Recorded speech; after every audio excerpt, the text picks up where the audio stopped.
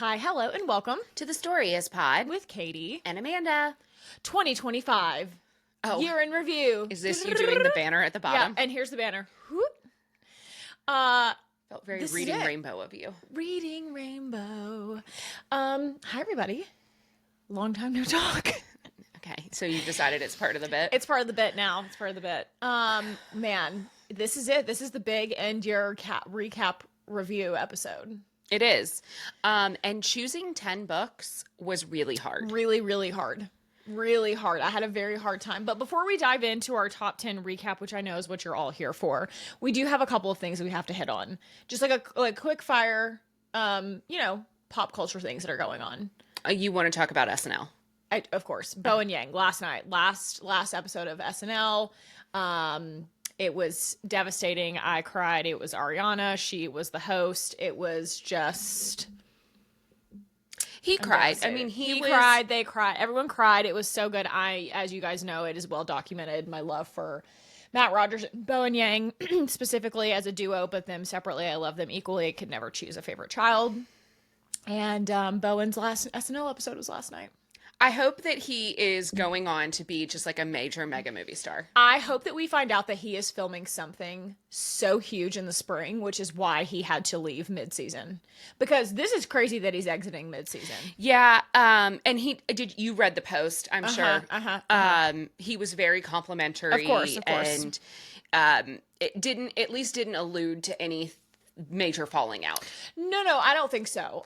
There were rumors that because he was leaving mid-season, yes, that perhaps he and Lorne Michaels, the creator of SNL, had some sort of irreparable damage done. Sure, which seems crazy because Lorne bent over backwards to help him so with Wicked, so he could do Wicked, and I just I don't know that I ever thought that was it, but also we found out this news and then it was just happening. It was all very fast. But I'm devastated about that. Just wanted to say. But very happy for Bowen, obviously. So happy for him. So happy for him. I immediately saw, too, that he and Matt are apparently co-writing and starring in a new movie. So, maybe that is part of it. They're booked and busy, which we love to see the girls booked and busy. That's what we want to see. And their podcast quite literally has never been bigger. They have had massive stars. Yeah. Capital S stars. Well, J-Law broke that they're doing the Miss Piggy movie on the pod. Written by Cola Scola. Right. I mean, it just it's just Cola Scola. That's right. So it's just they seem to be in a great place. I hope all is well. Sorry, SNL, you really lost a good one. They are the definition of the power gaze right now. 100%. Yeah. And I love that for them. I am really on the train, too, that Matt Rogers gets the co-hosting gig. On the Today Show? On the Today Show. I'm really on that for him. If he wants it. Yeah. If he wants it. But he's so good every time he's on. Wouldn't that require... Isn't he a West Coast boy right now? No, he's back in New York. Because they filmed the pod together? Or they have been recently. So Matt had a little fuck around stint in LA for a couple of years, but he's been back in back in New York for a while. I wasn't sure if he bought a place. No, he's back. Secured. He's back in New York. Yeah, full time. And I think has been for a while. He did a couple years of COVID in LA, but he came back pretty shortly thereafter. So he's been back for a minute. Listen, bought a place in New York. I could never. Literally living the dream. Okay. Heated rivalry. At 5. You've seen the early reports that this is one of the top 10 highest rated shows of all time. Of episodes of and television. Also of 2025, it is currently as of this recording is the highest rated show. It's a 9.9 on IMDb. 9.9 on IMDb. Yeah. Which really just goes to show you that when the girls and the gays decide that we're behind something, we're locked in. We are putting our whole pussies into it. We are behind it, full stop. Yes. And I love that. Love it. The episode was so incredible. The tunnel scene, as you have referred to it. Yeah. Because you were a little bit behind me in watching it yesterday. I was probably 25 minutes or 30 minutes or so and I was let me know when you get to the tunnel scene. Oh my God. Okay, so in the finale, I need there to be a line, a confirmation. I need to know how much of that conversation did Shane understand? Because I believe that he understood not all of it. You think he's been learning But Russian? I think he's already said something about learning Russian. Well, he said maybe I'll learn Russian one day so I can understand, or we can speak in Russian, because... Well, he says that at the tuna melt scene. Yes. He also says it in episode 5. Correct. So I think that I think that's already been happening. Because Shane is a smart boy. As he says. Very smart boy. He says in that scene, he was like, if you wanted to, I'm sure you could read a book and be right. Perfect accent. That's right. So I suspect that our boy Shane has already been practicing, and he maybe understood some of that. I'm not going to say all of it, but like definitely he got some I think that he understood the intent of the conversation. Right. Yeah. But it was... When Ilya talks about hating Russia, not wanting to go back... The media literacy and the edits that we're getting, like, I love that we are all talking about this. Mm-hmm. And truly, the artfulness in which this show has been designed and shot is so stunning. Stunning. Like, they talk about when Ilya is standing after his... This is spoiler. So if you haven't watched up to episode 5, A, what are you doing? B, fast forward. But he looks out over Moscow. Mm-hmm. And I was watching a TikTok of somebody like breaking down the media literacy piece of it. And they were like, he's looking out at Moscow and saying goodbye. Yep. He's drinking his drink and he's like, this is I'm never coming back here. Right. Incredible. For what he has no reason to at this point. He has sort of tied it up with his brother, which, what a literal piece of human garbage. Oh, what are you going to give me? Like, he's blackmailing him, right? Like, he knows that he's gay. Mm-hmm. He keeps using a horrible slur. Yeah. And he's like, pay me or I'm going to out you, I guess, is the implication. That's why Ilya keeps like paying for everything. I mean, I know he was paying for his dad's care, but like part of it too is so that his brother won't out him. Yeah, certainly. I mean, and not even just like out him in Russia, but out him to the NHL. Correct. Yeah. And ruin his career essentially. I hate him. Which is cutting off your nose to spite your face. What a dumb dummy. I hate his brother. His brother is a literal piece of human garbage. I will say I need to go back and would like to go back and watch the first couple of episodes because I did miss the subtitles on like the first episode where he really gets into it with his brother on the phone. Yeah. I gathered what was going on, but it's not good. Yeah. He's like, send more money. Yeah. The gist of the conversation is send me more money. And he's like, I've already sent you this amount this month. What could you possibly need it for? And which I was a little confused by later too, because Ilya references that his brother is police. His brother's a police officer or like in law enforcement to some degree. I was under the impression that his brother was like a freeloader based on what we had seen, but apparently he does work for the police. Well, he's got to have it for the cocaine too. Yeah. Mm-hmm. Right. The nose candy. The booger sugar, if you will. That's right. So I think that that's perhaps more of what it's paying for. Sure. It's the story is just so beautiful. And when Shane gets hurt in the episode and he's being carried out on the backboard and he's like, tell him I'm okay, he'll be worried. And they're like, yeah, we're calling your dad. Your coach is calling your dad. And he's like, no, Ilya. And they're like, what? Oh, he's in and out of and it's like and they're like, huh? Like they don't know. I don't think they have any idea what he says. Also, I saw a great TikTok today, of course, who the woman was comparing like when Shane is having the conversation with Rose about like, basically saying I'm gay and like this isn't working. And she was like, have you been with men before? And he says yes. And she goes, was it better? And he goes, yeah, it was better. And then cut to the scene where Ilya comes into the hospital room to check on him and he lays his hand on Shane and Shane goes, better. Yeah. Oh. Yeah. It just is all it's so layered. Incredible. They are just nailing it. Just completely nailing it. There's no... You cannot tell me, No. even if they are not romantically linked together personally outside of the show. Oh, sure. The chemistry that they have, and they've even talked about like being soulmates, right? Like that they are kind of like twin souls, very in tune. And I think it's palpable on screen. I totally agree. It's so beautiful. I can't stop. The edits that I send every other second, I'm so sorry I'm flooding you. So good. I love it. But we got to talk about Scott and Kip for a second too, because that's like that's the big, that is the moment in the episode, right? Is the Scott and Kip moment at the very end. You pointed something out to me though too, because I am doing my best to keep up with the timelines here of like how much time has passed, and I know that for Ilya and Shane, it's been like almost 10 years or 8 years or so. It's been a very long time. But you pointed this out to me. You're like, yeah, the Scott Kip thing at the end is 4 years from the last time we saw them.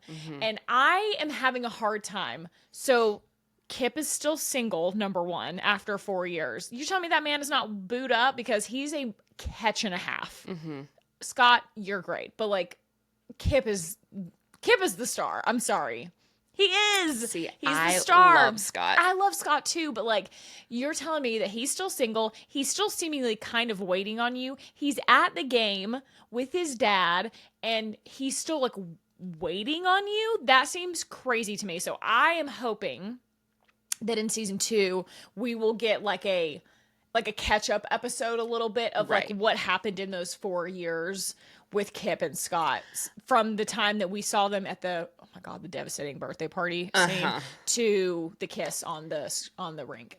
I'm very interested to see how they do that. And again, Katie nor I have read this book series, which is shocking, and we have it on the list. Okay, yeah, it's on the list. So I'd be curious to know. I know that we are in book 1 and 2, right? Book 2 is Shane and Ilya, and book 1 is Kip and Scott. So how are they merging those timelines, right? How are they overlapping them, and what all have we missed in Scott and Kip's timeline? I don't know that it can be accomplished in like one episode, or if we're going to time hop back. That's what I'm thinking. Yeah, and we'll do like 2 or 3 episodes in on season them. 2. That's my hope anyway. That's my hope. That scene at the end is everybody's dream.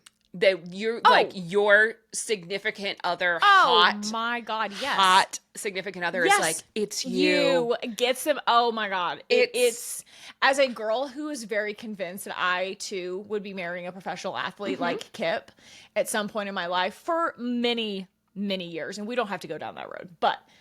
When I saw that, I was like, I felt like that girl. How does it feel to live my dream? I was like, this is truly. If it can't happen to me, it can happen to Kip. I'll allow it for Kip. Yeah, he deserves it. Just like, oh my God, it was perfect. Yeah. So we're ready for the finale. I can't wait. I don't want to look at anything. No one has spoiled anything for me. Do you have any spoilers? Okay, good. No. Good. I can't wait to see what happens. I am curious. So for episode 5, they did like the media. Certain people got media packages for episode 5. Yes, correct. So I wonder if we're going to, with the holiday this week, I wonder if there's going to be any media package that goes out and people are going to talk about it, or if they really don't need it at this point. That's such a great question. I mean, I don't know that they really need it. But they've got to drop something. I would think probably tomorrow. Like something. Everybody will be locked into that heated rivalries account. Locked in. So gird your loins on your Christmas watching. If you're at your parents' house, lock yourself in a room. Get your iPad. Get the headphones. Do what you got to do. Yeah, we all need a moment away. Totally. I mean, this is it. Correct. This is it. Yeah. All right. You ready for the book report? The official. See, and this is the time when we need a song. Okay. The top 10 books of the year, according to Katie and Amanda. Okay. Okay, I don't know. I went 2025 edition. Final countdown. Now. Our top 10 books. Now of 2025. Nice. Great, nailed it. Okay, I would like to start off with a couple of honorable mentions. Oh, I have some of those as well. Okay. Do you want to do them first, or do you want to do them right before our top 3? We're going to start 10 to 1. 10 to 1. Okay. All right, you go first. Okay, we'll just start with number 10. I'll pop in the honorable mentions maybe a little later in the list. Okay. Okay. My number 10 best book of 2025 is Work in Progress by Kat Mackenzie. Excellent. It was an excellent book. I adored this book. Kat was an author that we were lucky enough to interview this year, and it was such an unexpected surprise. It has a little bit of everything I think that you want in a perfect rom-com package. Yep. It's set in Scotland. There is a man with an accent. You've got forced proximity. You've got sort of a FMC who is trying to like find herself again. It's got great funny side characters with some really, really great comic relief via some old biddies that our FMC is on an old ladies tour with. It was incredible. I found myself laughing out loud. I really, really enjoyed it. And I think it makes my list mostly because it was so unexpected. Okay. And I genuinely just loved it. And that is my number 10 book of 2025, Work in Progress, Kat Mackenzie. All right. My number 10. Okay. And I'm going to say this because I know I'm going to get roasted. This is your list. This is my list. Yeah. And we read a lot of books. We read a lot of books. It was very hard. Number 10 is Kiss of the Basilisk for me. Wow. Okay, great. It cracked my top 10. I love it. In Lindsay Straub, I bow down to you. I don't know how you managed to make one of the spiciest, if not the spiciest books I have ever read, also have a plot in which I'm invested in the characters. Mm-hmm. It is romantasy. You've got basilisks and the human realm. Mm-hmm. She is sort of on a bachelor style adventure in which she has to do good sex to please the king, to be chosen by the future king and be married off.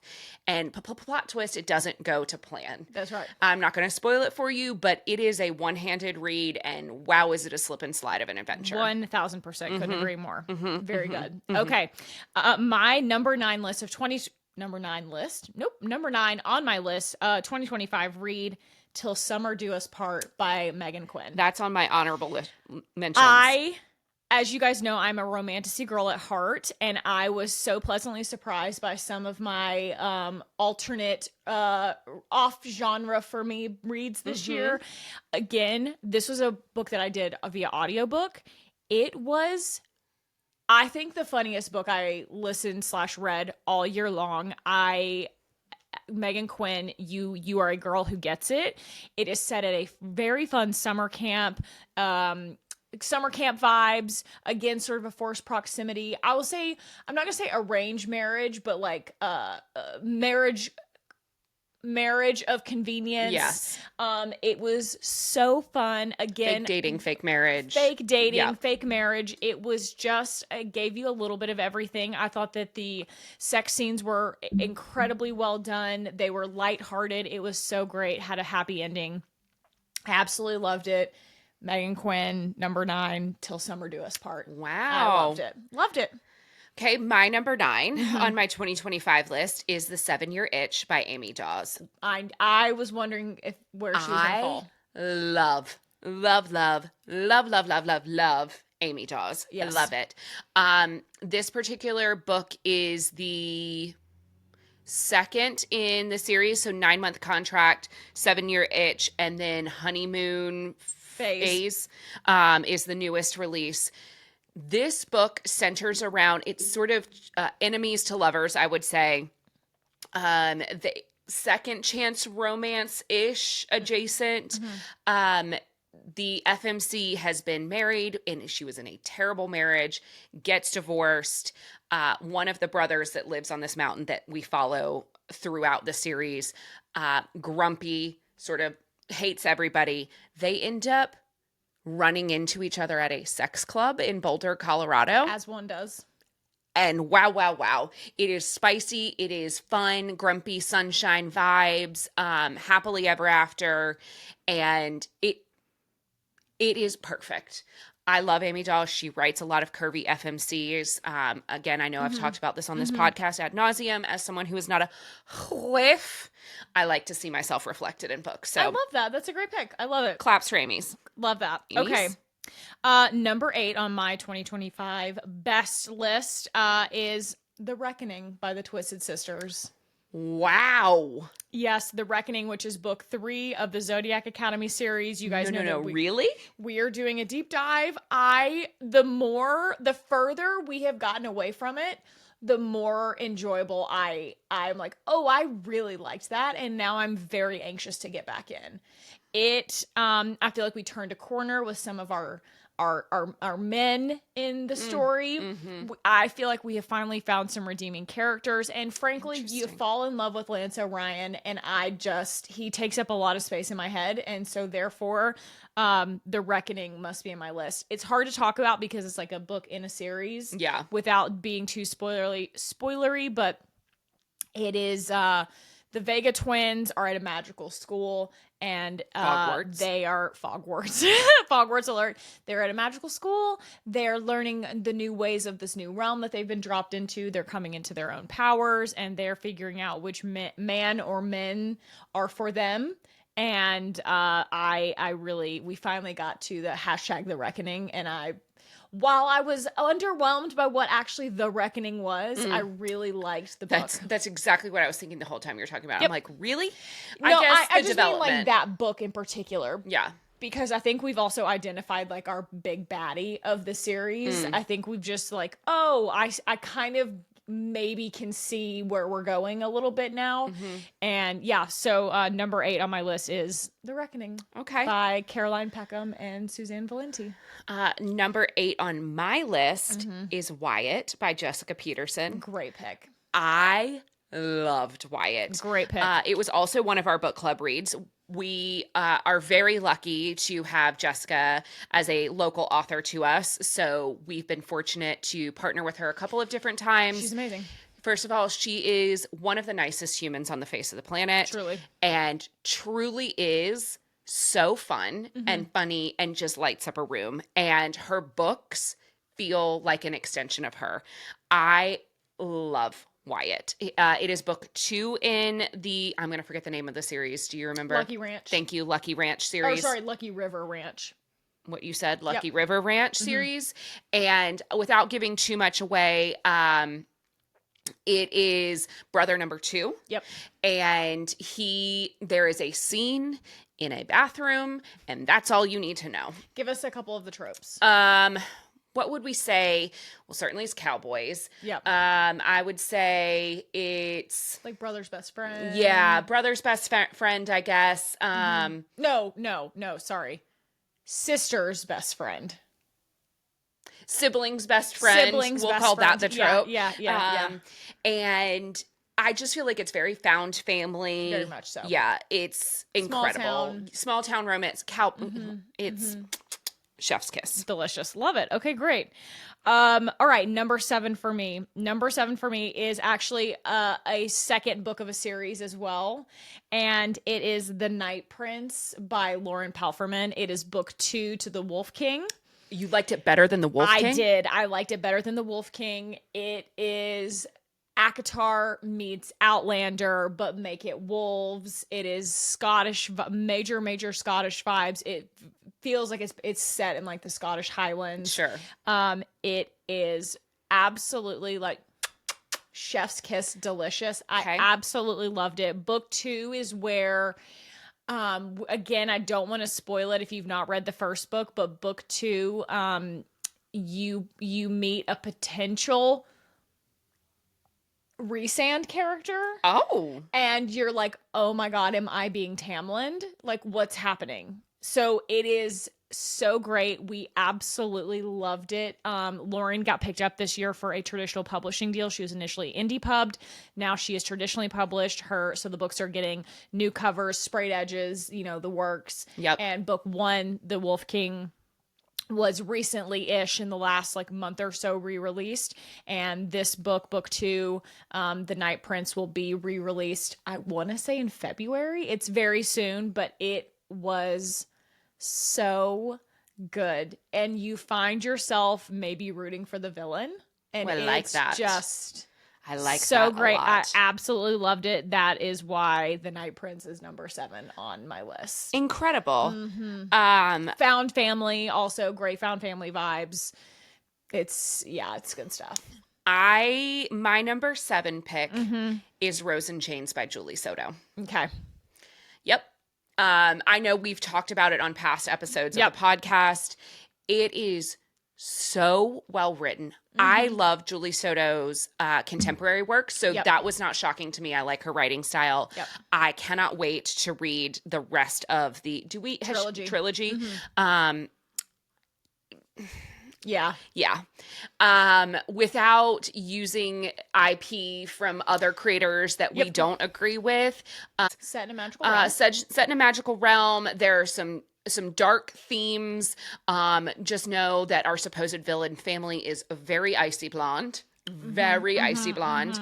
And of course, our MMC is very special. Of course. But she really has to go through it at the beginning of the book. And I just can't wait to see how this is going to turn out. Yeah, maybe a sprinkle of like a fated mate situation, or but unknown. We're not enemies totally to sure. lovers. For sure. Yeah. For sure. First, and the mother of our enemy is also a badass. Yeah. Yes. Very, very cool. Love that. Great pick. Yeah. That brings us, what number are we at now? Number 6? Yep. Great. Okay. Nigel, can you please get down? No. Thank you for participating. Okay. Number 6 for me is also a book in a series. Yep, it is. You're going to sense a theme here, but number 6 for me is Brimstone by Callie Hart. Number 6. I have a terrible case of recency bias. I have a very hard time picking books that we read a long time ago, so it was very hard for me the first half of the year to like really remember some of the things that like made me have like big thoughts and big feelings and big conversations. And so for me, was this better than Quicksilver? We could argue about what that looks like, but to me, what makes a great book is when we have fun theories, fun ideas, and it gets you excited for the next book. Okay. And for me, that is exactly what Brimstone did. We made some character developments. We made some progress with our storyline. We also got new problems. Some would say more problems than when we started with at the beginning of the book, and that's okay too. TBD. But it has made me super, super excited for the conclusion of the series, and I think that's really what like a middle book needs to do is like really get you like, holy shit, what are we gonna do? So you really continue on from Quicksilver with major found family vibes. Like that is like the core of the story. Again, you have a seemingly normal girl, but of course she's never normal. She's special, has special powers, and we got to see not one, but 2 of our favorite book boyfriends, Carrion Swift and Kingfisher. And I am so in love with Kingfisher more than I was before we started. And I didn't think this was possible, but I do think that Riddick has been dethroned for me. By Carrion Swift as my favorite side boyfriend. I know. It's really crazy, but I do think I believe that has happened. He is sassy. He is smart. He is very observant. He is under, what was the word I'm looking for? He's overlooked. No, he's, when people, don't think too much of you, but they underestimated. He is underestimated, and I am very excited for the third and final book of that series. You have always been a Carrion stan. I'm a Carrion stan. I think what makes Carrion different, at least from Riddick so far, is that Carrion is going to be the linchpin in all of this. 100%. Carrion is not that Riddick is not important, because I think that he is.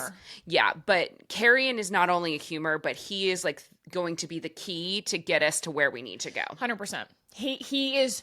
We could, in theory, not that I want to, we could carry on without Riddick. It would be devastating, and I don't want that to happen, and I think people will be absolutely losing their minds if something happens to carry Riddick. on without Riddick. Me too. I will be very, very, very carry on displeased. without him. I don't mean us. I mean the story. Like, they're not going to lose the war because Riddick is not there. We are in big trouble. If we don't have Carrion. If we do not have Carrion. I agree. That's what I'm saying. I love Riddick. I want to be crystal clear. Don't clip that, and that's the takeaway here is that I hate Riddick. That's just not true. That is simply not true. Clip it out of context. No! I like it. But I loved Brimstone. I know that people had a lot of things to say about it, right, wrong, or indifferent, but I think that is what it does. It started a conversation. He's looking at me like I need to do him a favor. What do you? And anyway, so that is my number 6 for the year, Brimstone by Callie Hart. Number 6 on my list is Shield of Sparrows by Devony Perry. Okay. Sorry, 2 romanticities back to back. Wow. I loved Shield of Sparrows. Mm-hmm. I feel like we talk about this in the store a lot, especially in our romanticities, because not to say that they are not all great and different, but the stories, when you read so many of them, the stories start to get a little bit muddled in my brain. Totally. But Shield of Sparrows is one of those that the twist I did not see coming. Mm-hmm. And that, the more you read, is harder to do. 100%. And I could not love it more. I think that Devony did a beautiful job in creating this world and giving us a lot to look forward to. Yep. She didn't spoil too much for us. Certainly, you've got many of the romantic tropes, enemies to lovers. You've got found family. We've got a special girl. Mm-hmm. And I cannot wait for book 2. I will be seated and sat, and it cannot come fast enough. I love it. What a great pick. Thanks. Really, Thanks, really good buddy. pick. I'm glad I made you proud because, You know, did. I tell You did. all the people that I'm not a romantasy reader, which is false. Okay. We're in our top 5 now. Mm-hmm. Top 5. Maybe we break here and say some honorable mentions. Okay. You want to do that? Sure. Okay. I have a couple of honorable mentions. We won't get too deep into these because I want to have time for our top 5, but just a few honorable mentions from me. Winging It With You by Chip Pons. I can't believe I didn't have that on my list. I absolutely adored this book. It was everything you want in a rom-com. It hits you in the feels. You do have a third act breakup that feels very real, very understandable as to why it happens. Mm-hmm. Would have broken up too. It all made sense. I loved it. Chip Pons, I love you if you're listening to this. Come see us. And I loved Winging It With You. Okay, another honorable mention I have, Real by Kennedy Ryan. I know you loved. I absolutely loved Real by Kennedy Ryan. It's not a dual POV, but it is do we get some POV? Yeah, it's a dual POV, but you also get a dual timeline. So you are getting present day and then flashback to a bygone era. Our FMC, we've talked about this on the podcast, but our FMC is a movie star. She's starring in a biopic about this dancer from the 30s, and so you are getting both her story in present day and then the dancer story from the 30s. Yep. I absolutely loved it. Chef's kiss. Loved it. Direbound. Sable Sorenson. What a treat. I loved it. It is not in my top 10 because I feel like it was predictable in those ways that romanticies can be. It didn't surprise you enough. I feel like I guessed the twists, but it still was so enjoyable and I loved it. You know what I mean? Yeah. It was still really well done. I just feel like I guessed some of the things. Got it. Didn't twist enough for you. It gives you Fourth Wing vibes, but make it dire wolves. Mm-hmm. And you definitely get a kind of a head fake on the love interest. Okay. A double head fake on the love interest, which was fun. But, you know, that's why it's an honorable mention. And then my last honorable mention, Onyx Storm, Rebecca Yarros. That is also on my list. Again, I think it's one of those, it was like arguably the biggest book release of the 2025. It happened in January, which feels like so long ago. But that did come out this year. We talked about that book for a long, long time. I cried on the internet reading it. We did. I think, it gave us some of the things that I look for personally in a book, and it is that middle book. It's the third of a 5-book series. I think it did the thing it's supposed to do, and I know that we have talked about this ad nauseum, but for me, book 3 was her strongest writing, and where Rebecca, it felt like she sat down and she goes, oh, I'm writing a romantasy book. She hit her stride. She really hit her stride with the world building, with the fantasy piece of the romantasy. And yeah, so for me, I loved it, but it just didn't quite crack the top 10. I understand. Yep. Okay. Give me some of your honorable mentions. Okay, we had some overlap here. Okay. So I had Brimstone and Onyx Storm both on my list. Okay. I had Till Summer Do Us Part as an honorable mention. Okay. Some other ones that you didn't have, and that this may yet to come on your list. Taurus Season. Okay. I loved it. Loved. And we were, again, fortunate enough to talk to Bryn Weaver. Yep. And I think that I expressed all of my thoughts there. I am so impressed by who she is as a person and all of the things that she's done in her career. So I will read everything. Yep. I also agree with we've talked about this. I don't know if we've talked about it on the pod or not, but like offline, that we felt like the characters were so much more fleshed out Totally. in this series than in the Ruinous Love trilogy. Yep. Although I loved and literally ate it up, no pun intended. Wild Card by Elsie Silver. Sure. I really am into single dads, apparently. Who knew? And the Rose Hill series is all single dads. I do really like her writing style. Sure. It comes very easy to me to like read it. I can sit down and devour one of her books in like a day, which is a lot for me. Say You'll Remember Me, my Abby Jimenez. And I know that might be, for some people, feel a little surprising because it definitely is heavier in its subject matter, I think, than some of the other books in that same world. Yeah. I loved Till what was the other one we read that Abby Jimenez hold on. Just for the Summer. Just for the Summer. Yep. I loved it. It is a 5-star read for me as well. But this one, because it is around dementia and aging parents and what that looks like, and certainly where I'm at in my life and at my age range, it hit home for me, and I thought it was very well done. And the other one I have on my list is Lights Out. Was that this year? I read it this year. I think I must have read it at the tail end of last year, or it would have also been on my list. Yeah, it is. It's on my list. Got it. Mm-hmm. Incredible. Mm-hmm. I mean, if it's not, it should be on everybody's list. It is both the physical read and the audiobook. It's a perfect audiobook. Navessa, that audiobook is God tier. It is God tier, truly. Okay, our top 5. Here we go. I'm ready. Top 5. Dun dun dun. We've made it. Katie and Amanda's top 5 books of the year.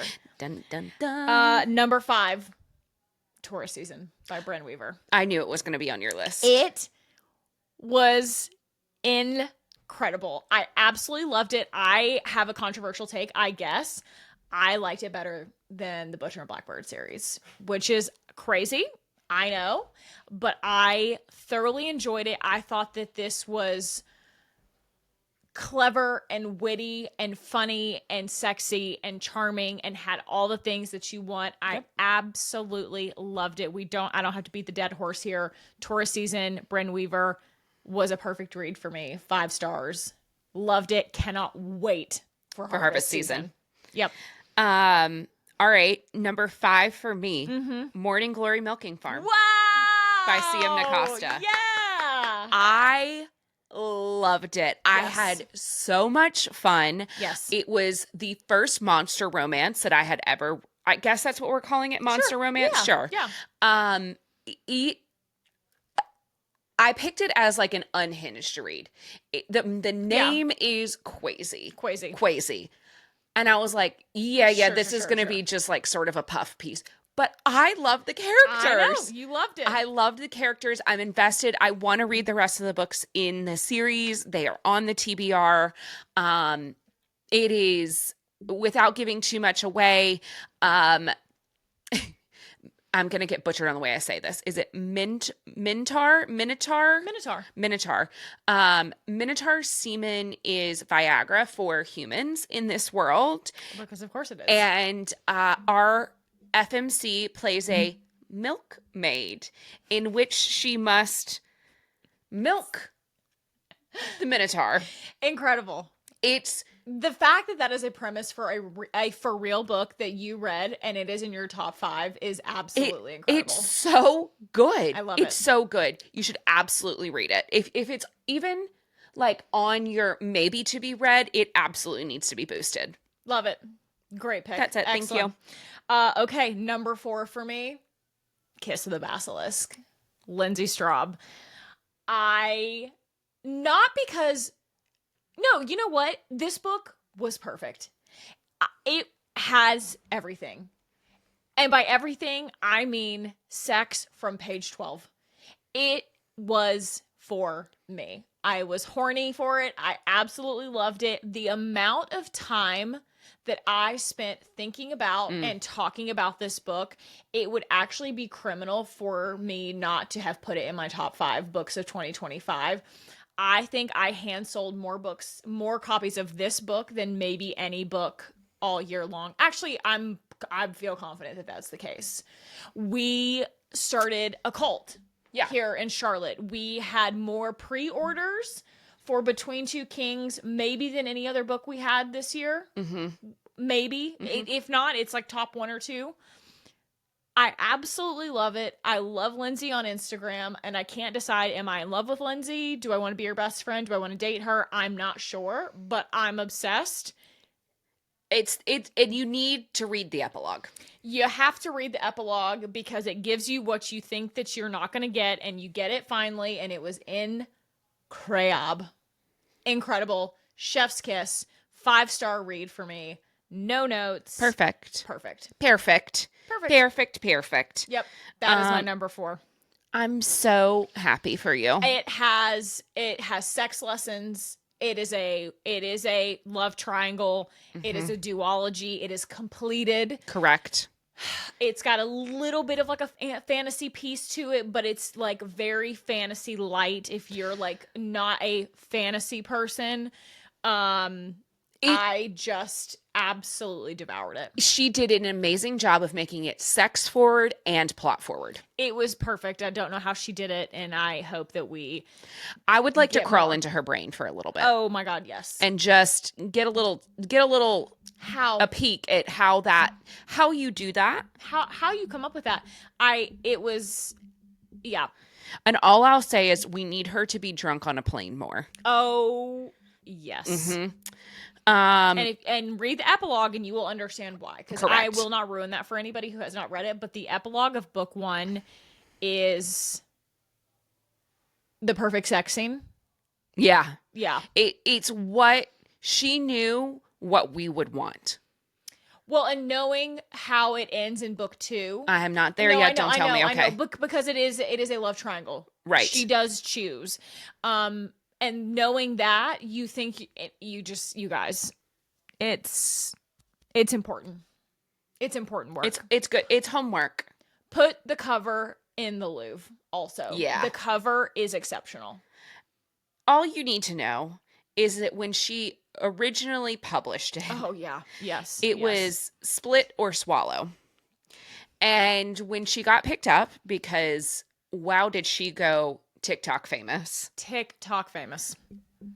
They said, that's really cute, but we're not going to market that. We would like for you to retitle it. Yeah, and so she did. But she still got a little bit on there because it's a split or swallow novel. And that is a true queen. Mm-hmm. Love it. Mm-hmm. She said, yes, but. Are you ready for my number 4? I'm ready. The Shots You Take by Rachel Reed. Yes. I love this book. You talked about this a lot. I talked about this book. Let me be very clear. We were talking about this book before Heated Rivalry and Game Changers, the Game Changers series became a television show. That's right. June 2025. Correct. Clock it. That's when we picked it. And I will say, Amanda made this selection. This was an Amanda choice for book club, and you deserve that praise. Thank you. Well done. Thank you. Insert applause sound here. Thank you so much. Thank you. Yes. If you haven't read this book, I know Heated Rivalry is everything, and the Game Changer series is everything right now. I also know it's a challenge to get because, hey, we too are challenged to get it. That's right. This book is not directly part of that series, but happens in the same universe timeline, whatever. It is also male hockey. It is a true second chance romance. Mm-hmm. We meet these men in their 40s. Yep. They have lived full ass lives and spent, 20 years apart. Something along those lines. 15 20 years apart. And then they come back together under some sad circumstances. Sure. But watching these two men fall in love it altered my brain chemistry. That's all I can say. Profound. It was incredible. I loved it. Yes, totally agree. You need to do your homework and read that. Absolutely. Mm-hmm. So if you're on the quest and you like to go on a Rachel Reed tear, as everyone should, this needs to be included. Mm-hmm. Okay. Mm-hmm. Number 3 for me. Number 3, Rose and Chains by Julie Soto. Again, we don't have to spend too much time here based on the original IP of this book, but it was so exceptional. I absolutely devoured this book. Mm-hmm. This was also one of our book club picks of 2025. I thought it was incredibly written. I did not read the original source material, the original fanfic, so I went in knowing nothing. I can't reach it. And it was everything I wanted and more. I liked just everything. I thought that the world was incredibly well done. I am sat for this series. Yeah. It is dark. It is twisted. It is fucked up. And yet, I so desperately want that man to get with that girl. Mm-hmm. Mm-hmm. And he is a villain. He's the definition of somebody who's doing something bad for the right reasons. True. As far as we know. We think. Yeah. We think.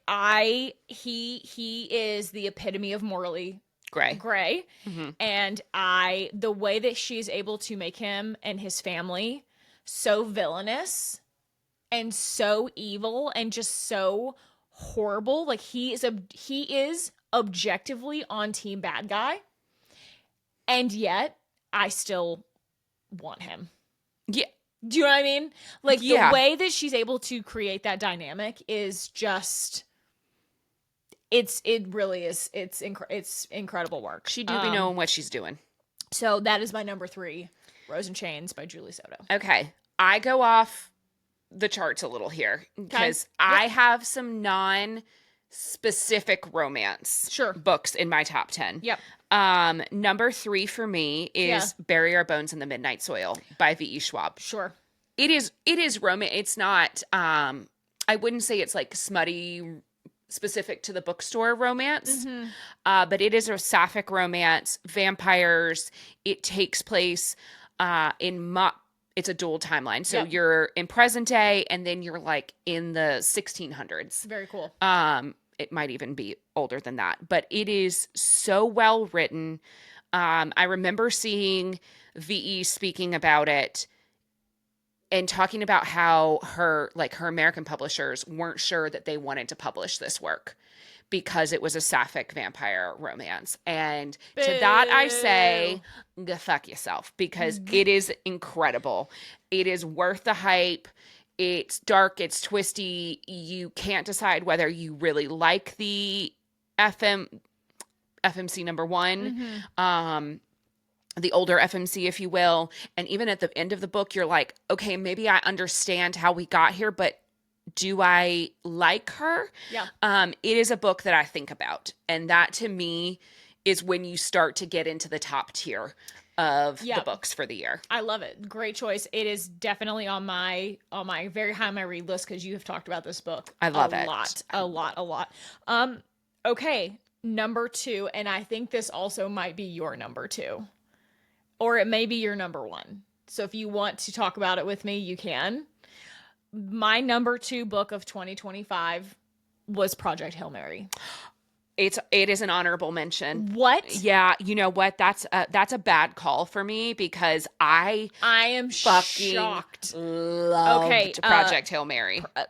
Andy Weir is the author. Project Hail Mary, not a romance book. It would have been criminal again for me not to put this book on my list. I know it's not a romance book, but I don't care. This is my list. Correct. Project Hail Mary is so vitally important. I think it should be read in schools. Okay, yeah, I like it. It was so beautifully written, and it captures the human experience in the most unhuman, like unrelatable of circumstance. And we hope we never have to relate to this. We hope that we never have to, but it was just impeccable. It has one of the best side characters in all of literature for me. Okay, I'm glad you brought this up. Because his name is Rocky, the character you're talking about. And is he a side character or is he the second character? Okay, you think he's more of a second character? I think he is like on the call sheet, he is number 2. Okay. I mean, obviously, if you've read the book, you understand because there's not a ton of other characters in the book. But I think about that book a lot. It is very science-y, but it doesn't matter. Yeah. It is very math and science-y, and it doesn't matter. You can skip over the mathematical equations part of the book, and you are totally fine because the way that Andy makes this so palatable is he will write out like, this is so... I'm not a math person, okay? So let's just start there. But it's like, x to the square root is the derivative of xy, blah, blah, blah, blah, blah, blah, blah, blah, blah. And then he'll go, so that means I need 4 pounds of blah, blah, blah to make this work. He gives you this science piece of it, which I assume the nerds love. The math heads, the real ones, the smarty pants, they love it. The NASA engineers. And then us dummy plebes who don't have a clue what's happening, we also get what we need. I think it is just so vitally important, and I loved it. The ending was so shocking to me. So crazy. I couldn't believe what I was reading, and again, for a book for me to make my list, I want to have thought about it, and I thought, and we talked about this book. We also bullied a lot of people into reading this book. And I was bullied into reading this book and then in turn caught the bug and bullied everybody else around me to read this book. That's exactly right. So thank you, Allie Rudd, because you did that. Thank you, put Allie me Rudd. on. Thank you. It was truly a masterpiece. It is being made into a movie. I can't wait. I can't wait to see the movie, but I absolutely adored this book. Incredible. My second favorite book of the year. I love Project Hail Mary, Andy Weir. Absolutely. Yes. My book number 2 of the year is The Women by Kristen Hanna. Got it. I thought this might be number 1. I love this book. I know that I talked about it on the pod previously that I have read other Kristen Hanna books and I love it. The Great Alone is one of my favorite books of all time, which I know is shocking because she's most well known probably for The Nightingale, but it is not my favorite work of hers. This book ties top spot for me of Kristen Hanna. Wow. The Women is a story about a woman. It follows a woman who served as a combat nurse in Vietnam. Mm-hmm. And you follow her while she is on her tour, her 2 tours in Vietnam. And then when she comes home and what life is like for her. I was so angry reading this book. Yep. About so many things, but how we treated Vietnam vets was horrible. Sorry, how we treat them now. Sorry, yes, how we treat Vets in general. Sure. But specifically those who came home from Vietnam, how we treat women and women's health care, and especially in this time period, what it meant to live a fulfilled life as a woman. It is stunningly beautiful, heartbreaking, uplifting. She forges her own path. It is, again, it's a book I won't shut up about. Mm-hmm. I was like actively sobbing and raging at my desk because I did an audio of this, and it's worth every second. Okay. So thank you, Kristen Hanna, for writing that book. Thank you, Kristen Hanna. Should be read in school. I think so. Yeah. Yeah. I think that a lot of her books should be read in school. I don't disagree. The Nightingale is one of the most devastatingly, heartbreakingly beautiful books I've ever read. It is a book I think about still. We read that book, 5 years ago? Pre-COVID? Beginning of COVID, maybe? Yeah. And it changed the way I think about books. It changed the way I think about a lot of things. It was so, I love Kristen Hanna. We went on a Kristen Hanna tear after that. Sure did. Yep. And The Great Alone, I think, is my second favorite. The Nightingale is number one for me. I think The Great Alone is number two for me. But it just incredible. Okay. It's time. Number one. My number one read of the year, Shield of Sparrows. Really? It is number one. I went back and forth about like where to place it, and I was working on my list, and I was like, I made a list of like my favorites, and then I was like trying to put them in order, and I just kept coming back to Shield of Sparrows. It is, it is a perfect romantasy. It hits for me it hits every beat of a great romantasy that you want. You've got great world building. You've got this gorgeous opening, and you're just like like it's obviously from a female character's POV, which we love. But she is having to leave her realm, her kingdom, her whatever to, make a marriage alliance. And she's not sure that she has all the information.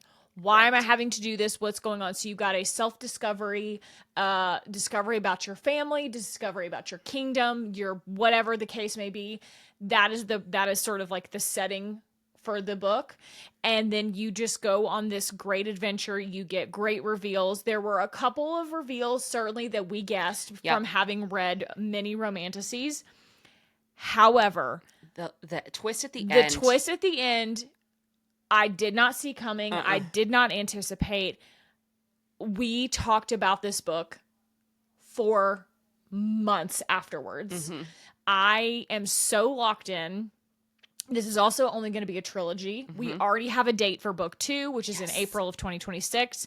I do not think that this is going to get drug out. I think that we're going to get these pretty quickly. I don't think that we're going to have this situation of like wait 3 years in between, books. I cannot wait to see where we go with this. I have incredibly high hopes for this series. My expectations are very high. And we got an incredible book boyfriend out of the deal. We sure did. He has a # great beast mode. It just, I loved it. It was like, this book is the perfect book for me. It's the perfect type of book that I love to read. Yeah. When I say I want to read a romantasy, this is what I'm talking about. I love it.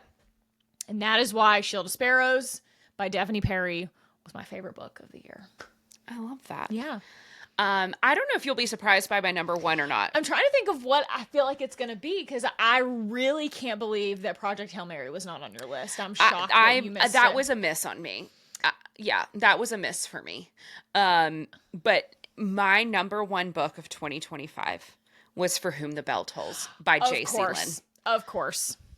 I loved this book. And if you've been into the store, you know that I will try and bully you into reading this book.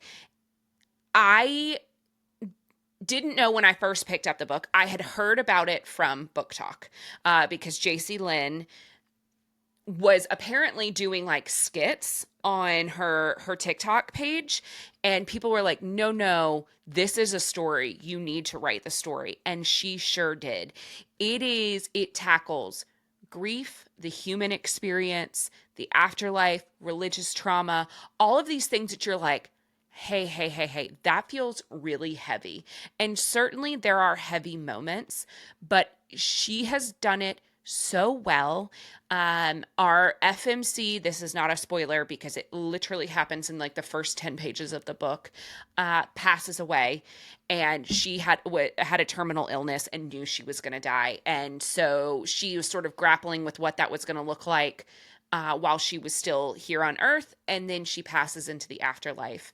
And through a series of events, starts a customer service help desk at the gates of hell. Incredible. It is, if you like The Happy Place, if that is a show that you vibed with, I love this is a book for you. The Happy Place. It's so beautiful. It is so beautiful and just perfect. It gave me feels. It gave me hope. And I think that's why it's my number one. It also came out of nowhere. Yeah. This was such an unexpected, like, sleeper hit, if you will. Such a sleeper hit for you. You have hand sold this book a lot this year. I love it. And I love it. High five. Our lists were not identical. We definitely had some overlap. We did. But I'm surprised. Our top 5 totally different. May I add one more honorable mention that I came up with while we were sitting here? This is our show. Another book that I talked and hand sold a lot, Wolf.E.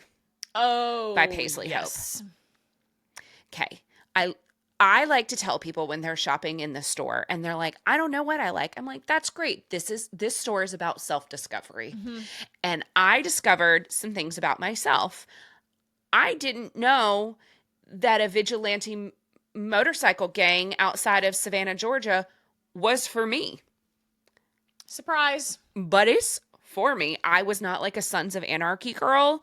But I fear that Mr. Wolf.E can absolutely do it for me. Very good. Okay, sorry. I just needed to add that one. Book 2, Dove, comes out in February. Yeah, January, February. End of January, early February. That's book 2 of that book. We'll be reading.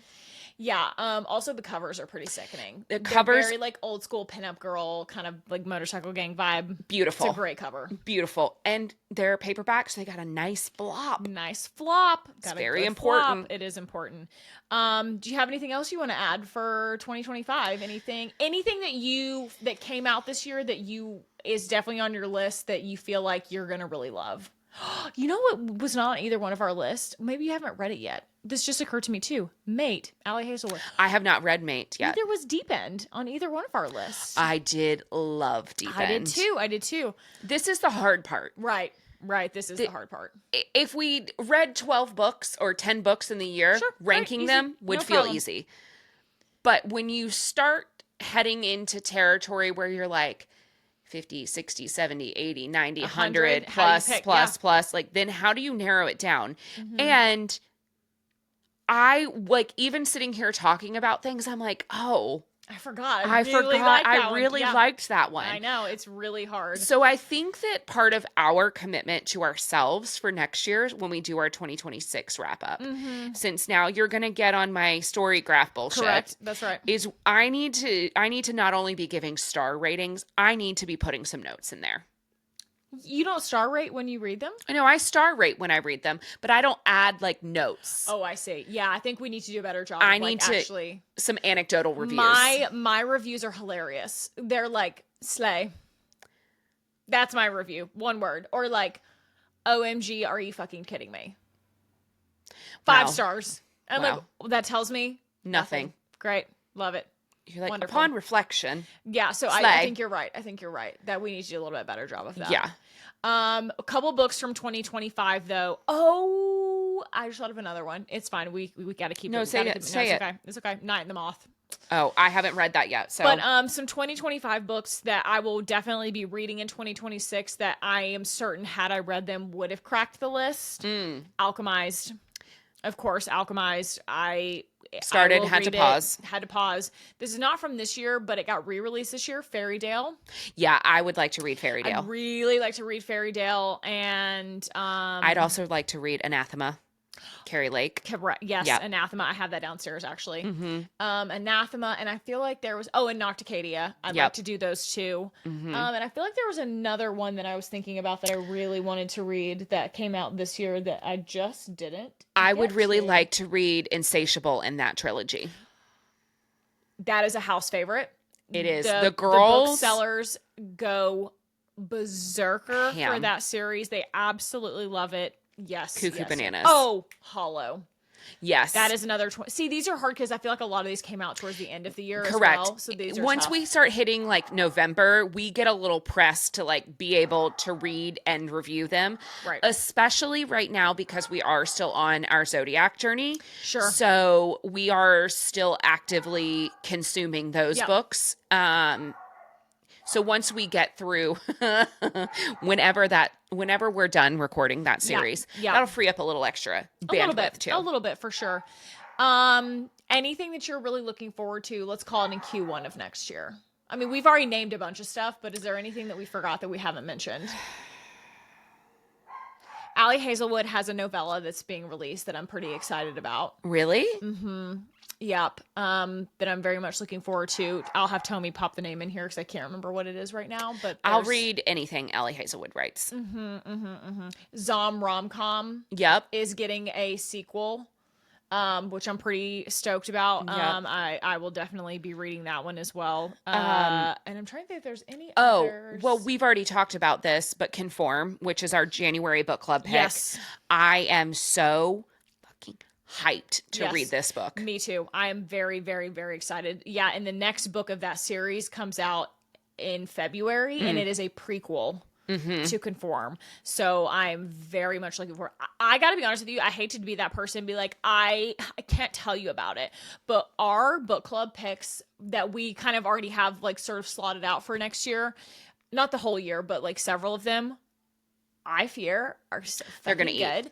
They're gonna eat. I am very, very, very excited about our book club picks this year. And Not if that I'm not ever excited, but like I feel like we really like. If you're a book club member and you don't like one of our picks, Amanda picked it. that's a hate crime against me. No, just kidding. I just gave you props for like such a great pick on the shots you take. Hello. Oh, so you're going like pro con pro? No, Okay. I was just kidding. It's just a joke. It's just a joke. Listen, I think that I redeemed myself a little bit on my fall pick this year. I think you did. I think you did. Thank you, Loves But a Witch. never did. forgive, never forget. I'll never forget. I'll never forget the feedback that I received face to face. That was really tough. We won't say the title of the book, Right. It was It was if a you were cozy- there, you know, and it was cozy. It was tough. It was but very had cozy. one of the best side characters Sure. that we've read. Okay, well, he was great. Thank you. You're right. He was great. Thank you. That was definitely the redeeming quality about this book. Yeah, I'm pumped for Conform. I love a dystopian. I am pumped that Stacey Marie Brown got picked up for the Savage Land series, so Yes. re-release will Yes. happen. Oh, and yes, in pickup news. Sorry, did you have something else? No. I cut you off. I'm so sorry. Yeah, it's normal. Stacey Marie Brown. Sorry, keep going. No, it is a dystopian romance series. It is completed. It is fantastic. If you are looking for something to dive in, would highly, highly, highly recommend that. Sorry, I just got excited. That's okay. I'm really sorry. Greenwich and Lennox got picked up for their Riftborn and Yep. Duskbound series as well. Those are very hard. Duskbound. Well, I want to say Dust. Yeah. It's not. It's Duskbound. It is. And then The Ascended. Yes. Which is going crazy on TikTok, of course. But they got picked up, and so their books will be re-released. I will hold further thoughts on some other things that I saw for a later episode. So, yeah. You'll tell me offline? Yeah, I'll tell you Okay, off mic. thank you. Off mic. Yep. Well, with that news, as we wrap up this year, Yes. the greatest gift that you could give us Yes. would be to like, subscribe, and follow. And share with one of your friends. We would love that. If you have not already done so, this is a great episode to share with your friends. If you're like, oh my gosh, you're such an Amanda, here's her list. Or, oh wow, you're such a Katie, here's this. Share with a friend. As Amanda said, like, subscribe, follow, all the things on all the platforms. The Story is Pod. We're everywhere. Across TikTok, Instagram, Spotify, YouTube, Apple. Did I forget anything? No, I don't think so. Great. Anywhere that you listen to your podcasts. And that being said, as this is our first year doing this, Yeah. we are so thankful that you guys are here. Totally. And we are so thankful for those of you who are part of our community, whether you are in person here in Charlotte or somewhere around the world streaming this live. No, I'm just kidding. We are so thankful for you. And I guess we can be friends for another year. Period. I mean, I feel like you know too much. I know too much. Too much has gone on that you can't divorce me now, even if you wanted to. I would never want to. That's right. But we, like Amanda said, we appreciate you. That's really all I have to say. Thank you for 2025. Onward and upward to 2026, baby. And we'll see you on the other side. Happy holidays. Happy New Year. Happy New Year. And go read your book. Bye.